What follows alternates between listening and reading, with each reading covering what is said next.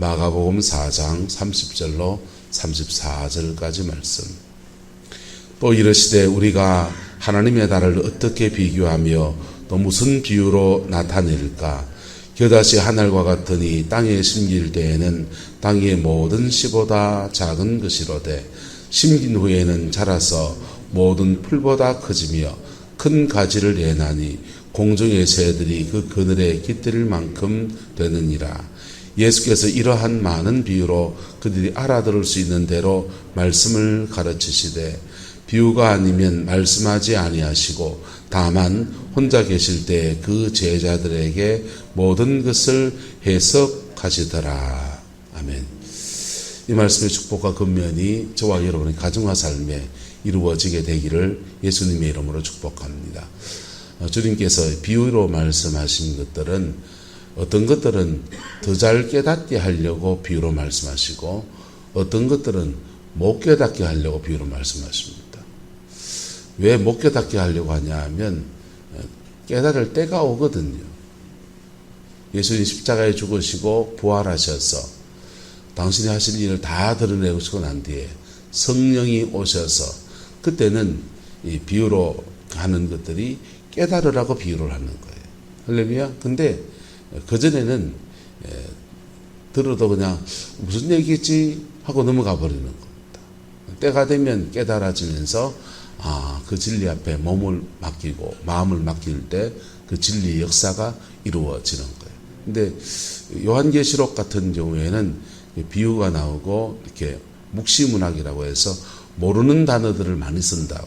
근데 그렇게 쓰는 이유는 그것도 역시 깨달을 사람은 뭐하고 깨닫고 못 깨달을 사람은 뭐를 알고 알면 어떻게 되게요? 알면 그것을 통해서 교회를 핍박할 수도 있고 그렇기 때문에 모르는 사람은 좀 모르고 아는 사람은 좀 알라고 그렇게 요한계시록의 말씀은 대접재앙이라든지 무슨 재앙이라든지 이런 것들이 비유로 되어 있습니다. 근데 그건 이제 비유를 이제 풀어서 해석하면 뜻이 이제 명확해지겠죠. 어쨌든 예수님께서 이렇게 비유로 말씀하신 것은 깨닫지 말라고, 회중들은 깨닫지 말고 무슨 뜻이지 하고 의문을 가지고 지나가라고. 그리고 제자들은 왜 깨달아야 되느냐? 나중에 이 말씀을 풀어서 전해줘야 될 사람들이니까 깨닫게 하시는 것입니다. 할렐루야. 저와 여러분들은 드러난 진리 안에 삽니다. 할렐루야. 십자가 사건은 이미 이루어졌고 주님은 부활하셨고 성령은 이미 오셨고 그래서 우리는 드러난 진리 안에서 살고 있어요. 그래서 이 비유의 말씀이 깨달아지고 여러분의 삶에 적용되어져서 생명의 놀라운 역사로 풀어지게 되기를 예수 이름으로 축복합니다. 오늘은 겨다시 비유인데요. 또 이르시되 우리가 하나님의 나라를 어떻게 비교하며 또 무슨 비유로 나타낼까? 하나님 나라를 저는 비유하신다는 겁니다. 겨다시 하늘 같다 이렇게 말해요. 겨다시 하늘이 땅에 심겨질 때는 땅의 모든 씨보다 뭐하답니까? 작은 거다는 겁니다. 씨가 얼마나냐? 그냥 들깨 씨앗 정도 됩니다. 파리똥만 합니다. 들깨 씨앗 정도 되는 아주 작은 씨앗이에요. 그게 자라나면요. 땅에 심겨서 자라나면 얼마큼 자라느냐. 한 저희 키 정도, 이 정도 자랍니다. 사실은 막 아름드리 소나무가 되는 그런 건 아니에요. 요 정도 자라는데 이 겨자씨는 무슨 특징이 있냐 하면은 이게 어울려 자라거든. 쌀이떼처럼 이렇게 그렇게 굵게 자라진 않아요. 그런데 이 나무가 쭉 군집을 이룹니다. 군집을 이루니까 가시나무나 쌀이나무처럼 군집을 이뤄서 막 자라기 때문에 그 군집, 이룬 군집에 새들이 둥지를 틀고서 그렇게 살아가는 겁니다. 근데 주님이 겨자씨의 비유를 통해서 우리에게 말씀하시는 건 뭐냐 하면 하나님 나라는 각 말씀이 심어질 때는 아주 작은 씨앗으로 심겨지지만은 그 씨앗이 자라나서 온 세상을 넉넉히 품을 수 있을 만큼 넉넉한 은혜의 역사가 이루어진다라고 하는 것을 말씀해 주시는 겁니다. 할렐루야. 저와 여러분 안에 이 은혜가 풀어지게 되기를 예수님의 이름으로 축복합니다. 아주 작은 씨앗, 파리똥만한 이 작은 씨앗이 땅속에 떨어졌는데 그 생명이 있는 자의 역사는, 생명의 역사는 그 안에서 땅에서 자라나서 관목이 되어서 새들이 깃들이는 그런 놀라운 번성의 역사가 나타나게 된다라고 하는 것입니다. 이 자라날 때 원리가 있습니다. 첫 번째는요, 생명이 있어야 돼요. 뭐가 있어야 된다고요? 생명. 예수 생명이 그 영혼 속에 제대로 들어가야 합니다. 예수 생명이 교회를 다니고 있는데 중생한 사람, 성령을 체험하고 중생한 사람은 하나님이 적어도 그 영혼을 버리지 않아요. 그래서 그 우여곡절, 인생의 우여곡절을 막 지나가는 것 같은데 그 과정을 지나가다 보면 하나님이 그의 삶을 복주시고 번성케 하시고 개인의 삶을 축복하시는 그런 은혜가 부러지는 거예요. 할렐루야. 어저께 결혼식에 갔다 오다가 오랜만에 참 한강 영락교회에 전사로 있을 때 그때 청년 집사로 있던 사람을 만났어요. 그래서 그 차를 이제 다른 사람 차를 타고 왔는데 그 차로 갈아타고 같이 오면서 여러 가지 얘기 나누고 그런 보여서 저녁 한 그릇 먹어서 이제 보냈는데 그 친구가 이제 가정의 출신이 어떻게 되냐면 그 어머님이 일찍 돌아가시고 새엄마가 들어오셨어요. 새엄마스라에서 이렇게 자라는 겁니다. 그렇게 자라면서 굉장히 그 엄한 아버지 밑에서 새엄마스라에서 자라고 상처도 많고 그런 친구인데 그 친구가 이제 농촌총각 포크레인 기사가 돼서 농촌에 이렇게 돼지우리나 이런 데서 축사 이런 데서 포크레인 가지고 그릇 만들어서 이렇게 팔고 그런 일을 했어요. 그런 늘 이제 변 냄새가 몸에 부어 있는 거죠. 그런 친구인데 교회를 다니지 않았습니다. 근데 이 친구가 어떻게 전도가 돼서 교회를 나왔어요. 나와가지고는 소망이 있는데 농촌총각, 그 당시 농촌총각 장가 못 간다 할 때 장가 가는 거 집안에 보니까 새어머니는 자기를 밀어줄 마음이 없고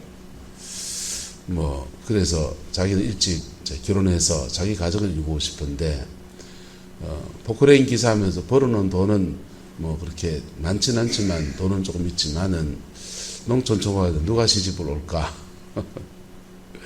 그래서 이루어질 것 같지 않은 제목을 두고서 교회에서 자면서 40일을 이제 작정해서 기도를 하는 겁니다.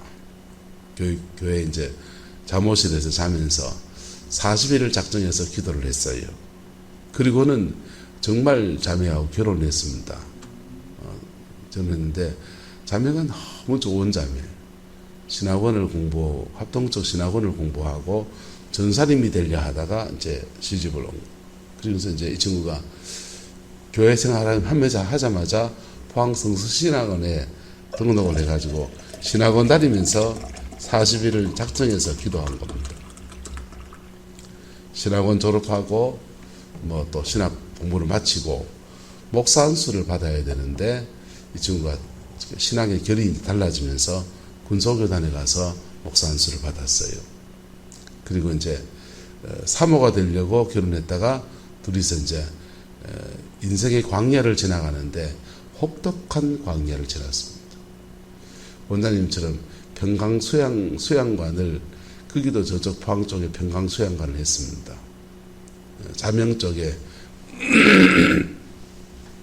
자명 쪽 산속에 평강 수양관을 하면서 그렇게 보내다가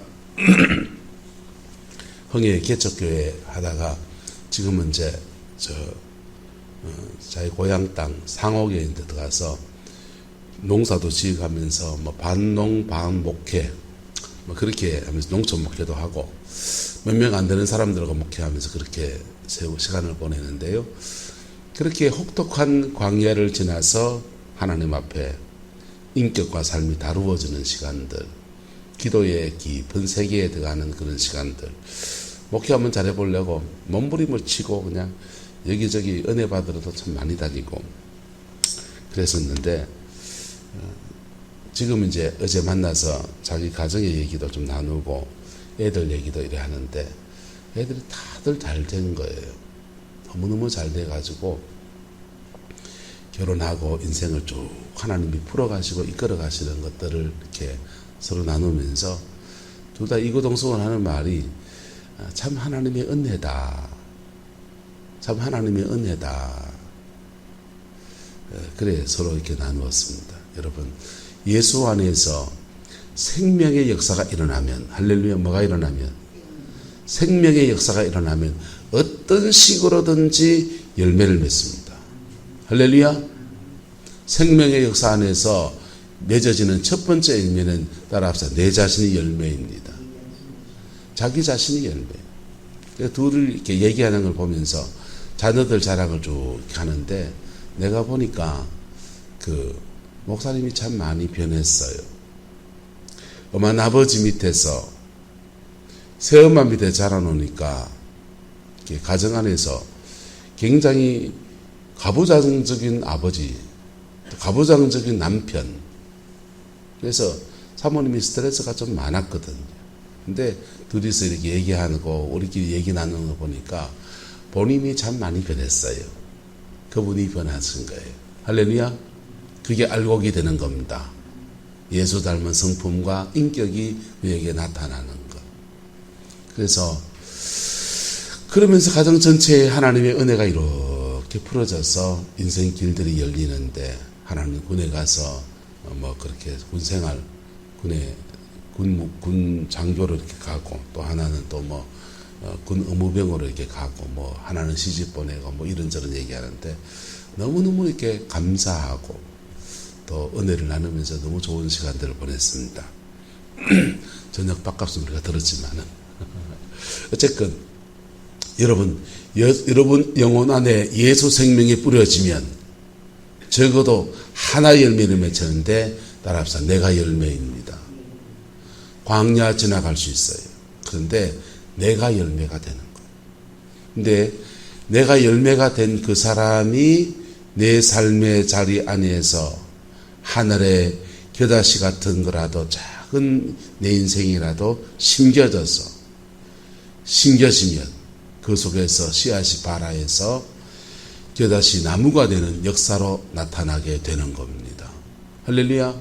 그 은혜가 저와 여러분의 있기를 축복합니다. 그런데 사람이 아무것도 없고 내가 뭐 배운 것도 없고 뭐 재주도 없고 뭐 은혜 받아도 뭐 욕밖에 안 되고 뭐 이럴 때는 내가 이 자리에서 내가 심겨져야지 하는 마음을 가지는데 내 위치가 달라지거든요. 내 인격이 달라지고 내 재능이 달라지고 내가 받은 은사가 달라지고 그러면은 사람은 좀 다른 생각을 한다고요. 내가 이래 은혜 많이 받고 내가 은사가 이마에 있는데 내가 여기서 썩어야 되나? 이 생각한다니까.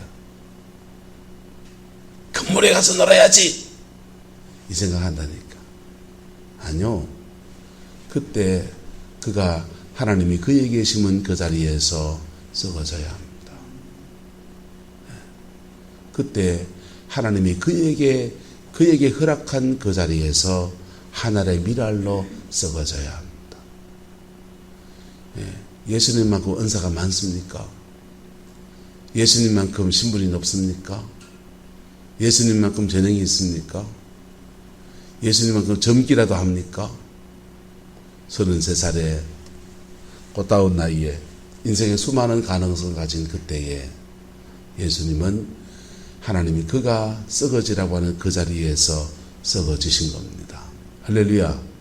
그래서 생명의 역사로 모든 사람들의 죄를 사하는 사명을 이루고 수많은 영혼들이 예수님의 그늘 안에서 안식을 취하는 은총의 역사로 세워지게 된 겁니다. 할렐루야. 저와 여러분도 마찬가지입니다. 교회에서 은혜 받고 성령이 함께 하시고 하나님의 은총의 역사를 입으면 그 은혜 아래에서 하나님이 심은 그 자리에서 썩어져야 돼요. 그것을 마치 포터를 옮기듯이 보판을 자라게 해서 딴 데다 갖다 심는 것도 하나님의 섭리예요. 할렐루야. 박순애 전사님은 구릉포에서 이복 오빠한테 성폭행 당하고 구릉포 바다에 빠져 죽을라 했습니다. 빠져 죽을라 하다가 살아나가지고는 이 구릉포 땅에서 도저히 못 살겠다. 엄마 찾아가야 되겠다. 길 모르는 길을 헤쳐서 엄마 찾아서 정성진보로 들어갑니다. 세작골이라고 하는 산골짜기에 있는 마을촌으로 들어가서 거기서 살아가는데 상처가 많고 그러니까 거기 가서도 역시 밑바닥 생활밖에 할 게 없습니다. 그리고 정신적인 문제가 생겨서 굉장히 위험한 지경까지 가요. 근데 그 박순애 전사에게, 박순애 자매에게 복음을 전해주는데 이덕진 목사님이라는 분이 복음을 전해줬습니다. 복음을 전해주고 예수를 믿고 세작골에 구역이 하나 생겨서 그 신앙 공동체가 형성이 되는 것이죠. 근데 이덕진 목사님이 서울로 신학 공부하러 가시고 그리고 목회자가 바뀌면서 박순애 전사는 또 신앙생활을 하지 않게 되었습니다. 그런 때에 이영호 목사님이라는 분이 그 진보의 혜성교회에 부임해서 다시 복음을 전하고 그 세작골에서 고개를 넘어서 갈급하니까 새벽재단에 오는 겁니다. 새벽재단에 와서 은혜를 받고 성령 충만을 경험하고 하나님의 은혜 아래에서 이렇게 살아가는데 그 인생의 신앙의 모판 같은 데가 정성진보에 있는 혜성교회라는 교회입니다. 그 교회에서 신앙생활을 하면서 하나님 앞에 만들어지는 많은 과정들을 지나갑니다. 그런데 하나님이 그 인생을 떠서 서울로 모종을 옮기듯이 딱 옮겨서 서울 가서 큰 나무가 되는 역사를 만들어 주셨어요. 하지만 그 씨앗이 발아하고 복음의 씨앗이 그 안에 생명으로 잉태되고 생명 안에서 자라가는 가장 베이직한 기판들은 정성진보에서 이루어진 거예요. 그렇게 하나님이 신앙의 틀을 자라게 해서 포도를 옮겨 심듯이 옮겨 심는 것도 하나님의 뜻이고 그냥 심겨진 그 자리에서 그냥 꿋꿋이 자라게 하는 것도 하나님의 섭리입니다. 그분의 섭리 앞에서 그다시 하나는 생명을 가지고 뭘 가지고 생명을 가지고 거기서 심겨져서 썩어지는 겁니다. 썩어질 때 자라게 하시는 은혜와 열매 맺게 하시는 역사와 세상을 능히 품을 수 있는 넉넉한 역사, 은혜의 역사는 하나님이 하시는 겁니다. 할렐루야. 그 은총 속에 세워진 출발점 뭐냐? 생명의 역사예요. 생명의 역사고 그 다음엔 하나님이 심긴 곳에 나는 썩어지리라 라고 하는 믿음의 결단의 역사인 겁니다. 할렐루야. 이 은혜가 여러분의 인생과 가정 안에서 이루어지게 되기를 예수님의 이름으로 축복합니다. 생명을 받아야 됩니다. 생명을 받아야 됩니다. 교회 와서 카스테라 빵 하나 안 받아도 돼요. 생명을 받아야 됩니다. 예? 교회 와서 뭐 억만거뭐 흥거마라 말도 좀 하고 싶지 않아요. 생명을 받아야 돼요. 예수 생명을 받아야 되고 예수 생명 안에서 여러분의 영혼이 자라나야 합니다. 그리고 알곡이 되는 믿음의 과정을 지나갔어요. 예? 교회 안에서 성령 체험한데 성질은 개차반이고 세상 사람 손가락질 당하고 그래가지고는 신앙에 또 오래 다녀서 직분만 높아져서 권사되고 장로되면 뭐합니까? 생명이 그의 영혼 안에서 용틀이 웅트고 자라나고 그 영혼 속에서 알곡이 되게 하는 그 과정은 안 지나간대. 그거 다 죽쟁이잖아요. 그런데 생명이 그 안에서 중생한 생명이 그 안에서 알곡이 되게 하는 여정을 지난 사람들은요. 하나님이 그 다음 과정을 하나님 앞에 순종해야 합니다. 따라합시다. 어디에 심으시든지 나는 썩어지겠습니다.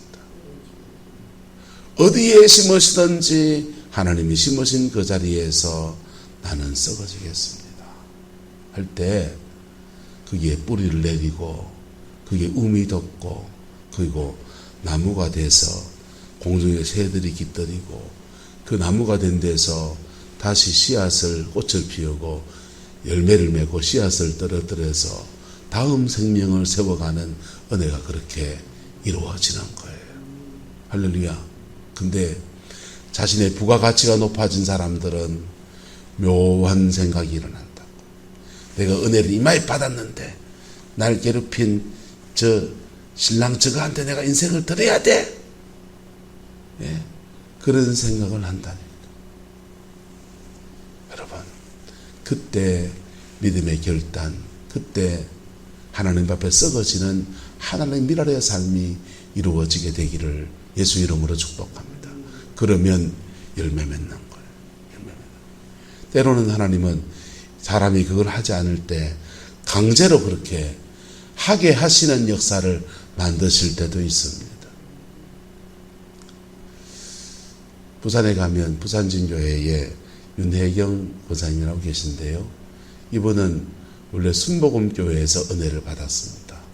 순복음교회에서 은혜를 받고 안 믿는 신랑을 만났어요. 서울에서. 신랑 만났는데 사업하는 신랑입니다. 그래서 같이 봉제 공장을 하면서 사업을 일궈 나가다가 이게 섬유 산업이 자꾸만 미국의 커터제 때문에 제한을 받으니까 공장을 옮겼습니다. 니카라과로 옮겼습니다. 졸지에 서울 생활 접고 니카라과로 이민을 간 겁니다. 니카라과로 이민 가서 거기서 공장 돌려서 옷 만들어 가지고 미국으로 수출을 하는 그런 업을 하는데 문제는 기후 조건이 바뀌고 환경이 열악하고 하니까 윤혜경 권사님이 만성 신부전증 환자가 된 겁니다. 신장염 환자가 된 거예요. 그래서 이분이 자기 병을 고치겠다고 한국으로 귀국합니다. 귀국해서 부산에 자리를 잡았습니다. 연고가 없는 데인데 부산에 와서 자리를 잡았어요. 그리고는 자기 병 치료를 합니다. 병 치료하면서 이렇게 자기 인생을 죽을 고비를 넘어가 보니까 하나님 앞에 내 인생이 뭔가 생각해 보는 거예요. 그러면서 이게요, 관리를 잘못하면 손톱 여기가 새까매져요. 새까매지는데 이분이 한 번 죽을 인생, 이왕 죽었다 생각하고 하나님께 자기 인생을 드리겠다라고 마음을 먹습니다. 교회에다가 청을 넣어서 교회에 재활용 센터를 하나 열었습니다. 저희 사무실 공간 보다 조금 더 큰 공간 열어서 미싱하고 다리미하고 세탁기하고 두고서 재활용 센터를 엽니다. 그리고 헌옷가지들을 부산 시내 헌옷가지를 고급 아파트 사시는 분이 계셔서 그 아파트 단지의 분유 회장이시니까 단지에 나온 옷을 이제 수거해 오는 거예요. 그걸 가지고 미싱합니다. 미싱하고 수선하고 다리고 빨고 해서 500원에 팔기도 하고 노숙자가 지나가면 그냥 주기도 하고 1,000원에 팔고 500원, 1,000원, 200원 그렇게 팔아가지고 돈을 모으는 거예요. 1년을 꼬박 모으니까 1,000만 원이 모였습니다. 그걸 인건비 제하면은 돈도 안 남는 돈이죠. 임대료 인건비 제하면 돈이 안 되는 일인데 하여튼 그렇게 해서 교회에서 공간을 내줬으니까 공간비는 안 드니까 그 1,000만 원을 가지고서 미얀마에다가 교회를 세웁니다.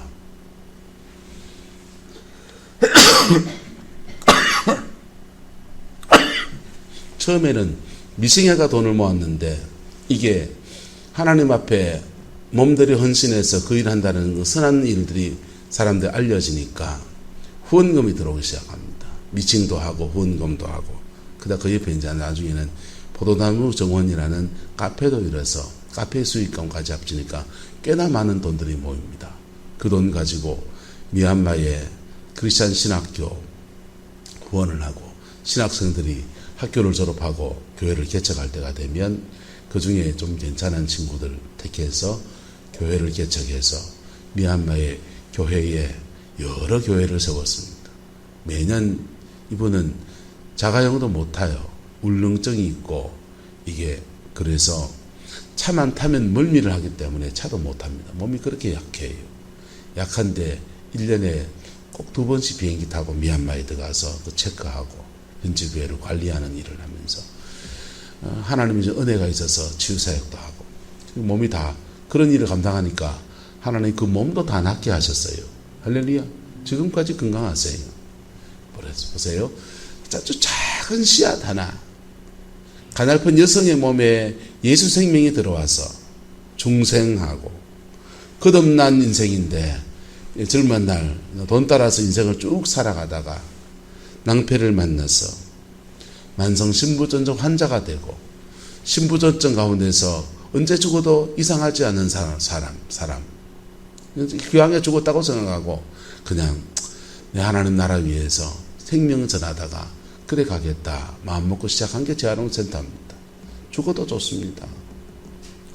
그래서 그 일들 통해서 하나님은 미얀마의 교회를 세우게 하시고 선교사에게 아름다운 여정을 걷게 하시고 그리고 그에게는 건강의 축복을 주시고 그게 하나님의 생명의 역사입니다.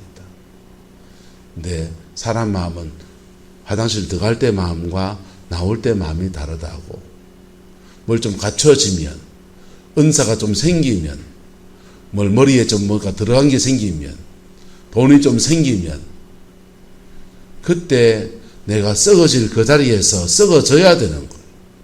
근데 뭘 좀 갖추게 되면 뭘 좀 가지게 되면 우리의 생각은 조금 달라지는 거예요. 이보다 대접도 해야 할 때가 있는데 내 저가면 돈이 더 될 텐데 그 생각하는 거예요. 여러분 그때 하늘의 미랄의 말씀들을 순종하는 것 그것이 겨다시 하늘이 심겨져서 많은 열매를 맺는 비결에 속한 것입니다. 2가지 말씀드렸습니다. 생명의 역사를 받으라. 2번째 자라나서 알곡이 되라. 3번째 썩어져 미랄이 되라. 여러분의 인생과 가정과 삶의 자리 안에서 이 말씀을 이루어 가기를 예수님의 이름으로 축복합니다. 그러면 그 역사가 여러분의 인생에도 맺어지고 그 흐름 안에 영적 흐름 안에서 자녀 손들 안에서도 대대로 이어지는 영적인 유산을 나누어주는 은혜의 역사가 풀어지게 될 것입니다. 할렐루야. 그 은혜가 있게 되기를 예수님의 이름으로 축복합니다. 기도하겠습니다. 좋으신 아버지 하나님 주의 나라가 이루어지게 하시고 주의 그 뜻이 이루어지게 축복하여 주옵소서. 겨다시 하늘 같은 미약한 자, 연약한 자 바로 저희의 모습이지만 저희 안에 생명을 주신 하나님을 찬양합니다. 이 생명의 역사가 우리 안에 풍성하여서 하나님 우리가 주 앞에 알곡이 되게 하옵소서. 아버지 하나님 주 앞에 알곡이 되게 하옵소서. 시마다 때마다 예수님 닮아갈 수 있게 하시고 시마다 때마다 생명 앞에 자라갈 수 있도록 은혜를 주셔서 우리가 알곡이 되게 하시고 우리에게 주신 자리에서 썩어져서 우리에게 허락하신 그곳에서 썩어져서 수많은 생명을 잉태하고 낳는 생명의 역사가 우리를 통해서 나타나게 역사해 주옵소서. 아버지 주장하여 주옵소서. 여호와께서 함께해 주시기 원합니다. 예수님의 이름으로 축복하며 기도드리옵나이다. 아멘.